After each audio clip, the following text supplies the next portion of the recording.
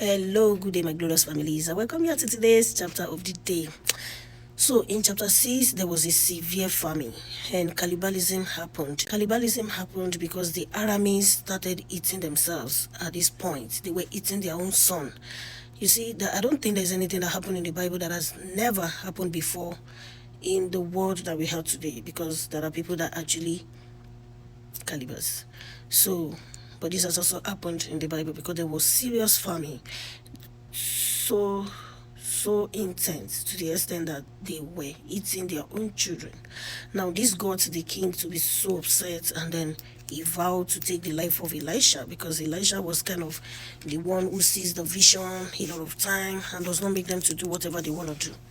So here he made a vow that he was going to take the life of Elisha, and then he sent his messenger over to Israel.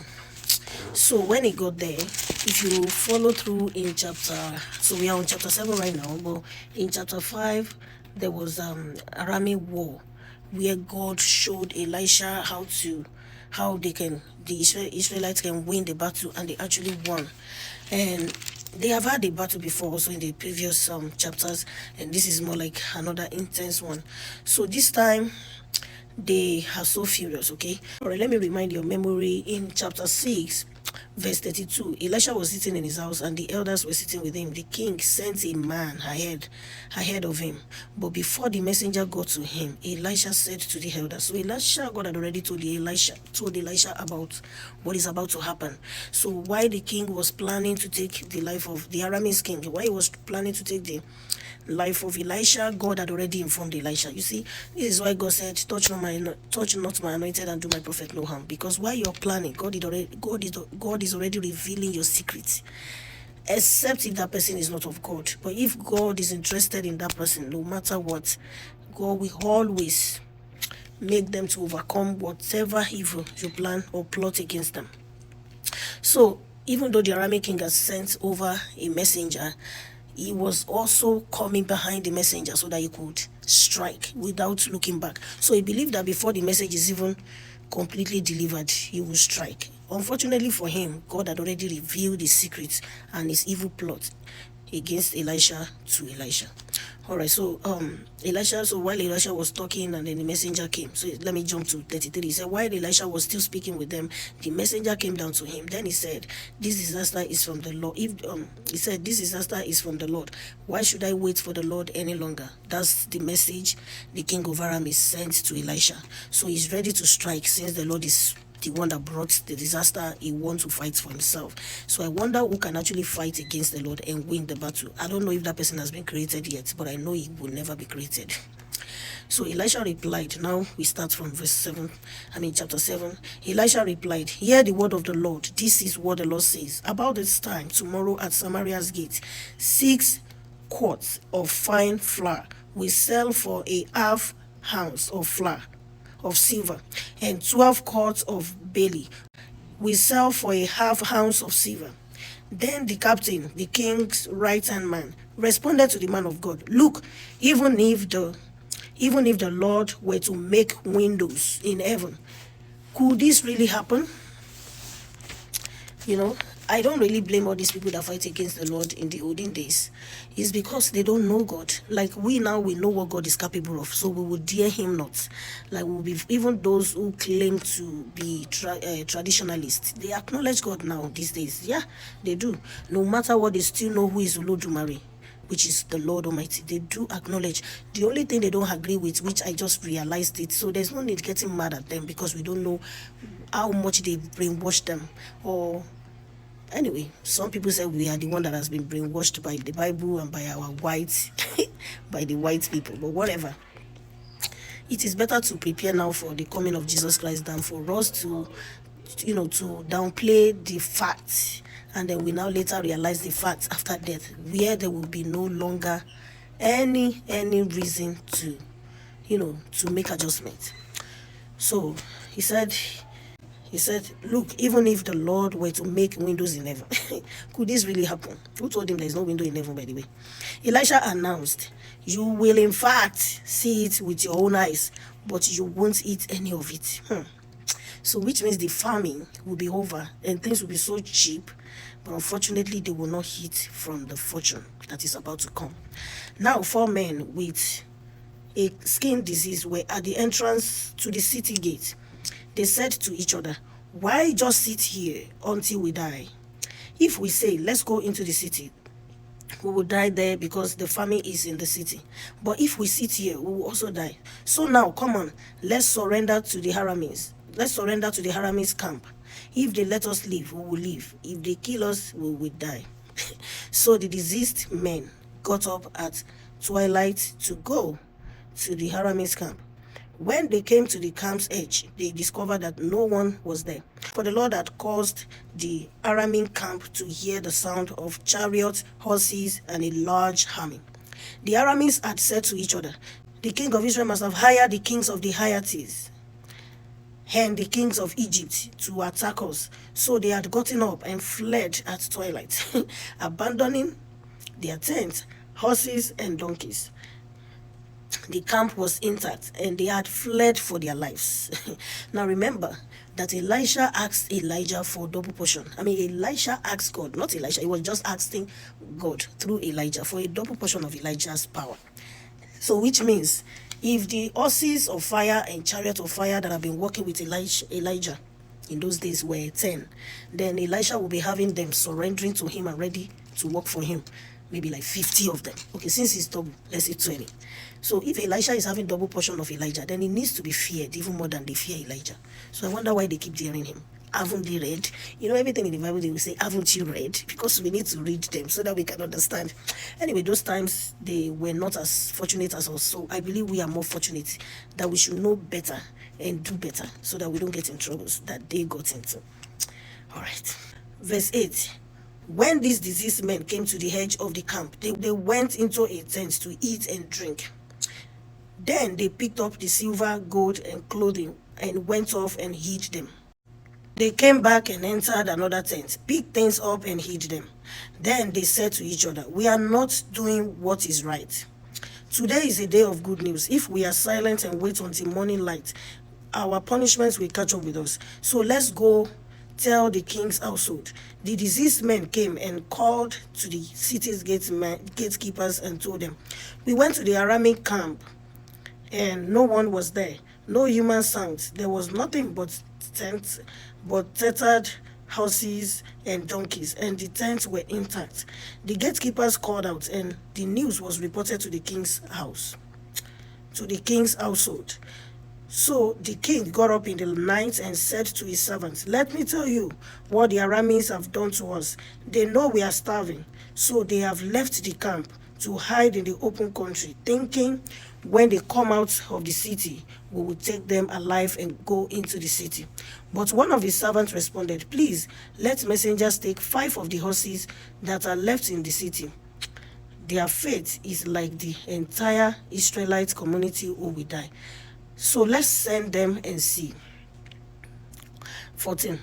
The messengers took 2 chariots and horses, and the king sent them after the Arami camp, saying, "Go and see."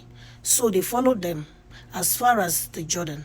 They saw that the whole way was littered with clothes and equipment the Arameans had thrown off in their haste. The messengers returned and told the king. Then the people went out and plundered the Aramic camp. It was then that 6 quarts of fine flour sold for a half ounce of silver, and 12 quarts of barley sold for a half ounce of silver, according to the word of the Lord. You see the way God did it, because they believe it will never happen, but they never knew that they were the reason it will happen, because God will send them on a race. They will race for 40,000 miles. They will run. They will not look back. No wonder God said through Elisha that they will not witness it. The king had appointed the captain, his right-hand man, to be in charge of the city gate, but the people trampled him in the gate. He died, just as the man of God had predicted when the king had come to him. When the man of God had said to the king, "About this time tomorrow, 12 quarts of barley will sell for a half ounce of silver, and 6 quarts of fine flour will sell for a half ounce of silver at Samaria's gate." This captain had answered the man of God, look, even if the Lord were to make windows in heaven, could this really happen? Elisha had said, you will in fact see it with your own eyes, but you won't eat any of it. And truly, it has happened. This is what happened to him. The people trampled him in the city gate and he died. Unfortunately. All right, strength in weakness. Now, this is commentary and this is going to make a lot of sense because this is going to explain everything we've read. So let's be attentive. Even though we may feel weak and unworthy, we should be available for God to use us in miraculous ways to achieve his purposes in this world. Now, this is for me because sometimes I feel I am unworthy, okay? I feel very unworthy and weak sometimes, spiritually. Sometimes you just feel like, Lord, I'm not even worthy to pray to you. So, but, okay, this is more like a motivation for me. That even though we may feel weak and unworthy, we should be available for God to use us in miraculous ways to achieve his purposes in this world. And this is why I always tell people that even if you see a pastor who has been, doing well for God and then they backslid, or they don't backslid, maybe they had a fall a little bit on their journey in the ministry, do not backstab them, do not backbite them, because the reason is because no matter what, if that person is still precious to God and the heart is still connected, God will still use them regardless, whether you judge them or not. And another reason is why we are pointing our fingers. The rest of the four is pointing at us. So we need to be very careful because we can't help God to judge. God is the best judge, and that's why he warned us that do not judge, that he may not be judged. All right, let me read on. Commentary continues. He said, a severe famine in Samaria had taken its toll. Outside the city wall, Aram's army was waiting for the right moment to bring King Jehoram to his knees and to capture a people already suffering from starvation. It was then God used 4 deceased men.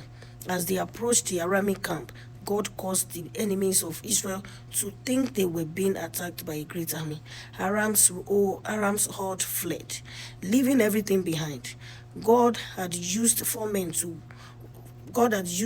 who were literally outcast in Samaria to save the entire city. This event is an Old Testament earthly illustration of a New Testament spiritual reality. Writing to the Corinthians, Paul encouraged these believers who felt woefully weak and lacking in wisdom.